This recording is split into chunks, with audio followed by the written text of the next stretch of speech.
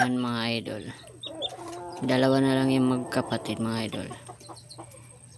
Dinispose ko na yung apat. Yan.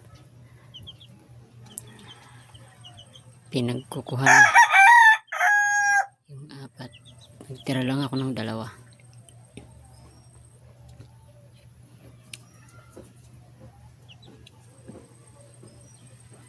Tornado ang ano niya mga idol. Ang nanay. Golden boy yung tatay. Pero mga crosses yan mga idol. Crosses yung golden boy, crosses yung nanay.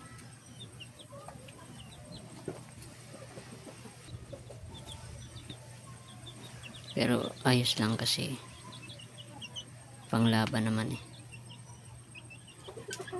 Yung isa nakaano talaga oh, nakatubo talaga ng sobra. Yung dalawang maliit ampon lang yan mga idol. Yung puti tsaka yung itim ampon lang yan. Pinaalagaan lang yan sa pamangkin ko. Sinama dito sa ano, sa mga sisiw ko kasi wala silang kulungan na pang sisiw. Kaya lumaki siya na yan ang mga kasama niya malalaki.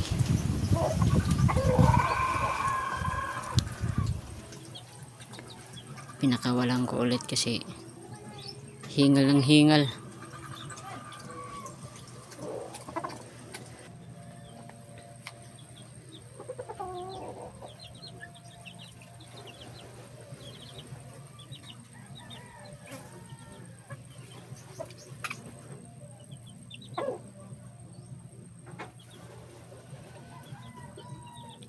Saka yan mga idol, subukan kong pakawalan kasi parang kaber na siya oh. Sobrang taba niyan eh. Tapos yung lakad niya parang nag-iiba na, kaya pakawalan ko para pumayat. Ang taba-taba niyan, grabe. Hindi tulad yan oh, yung isa na yan. Solid ang katawan niyan pero walang gaanong taba.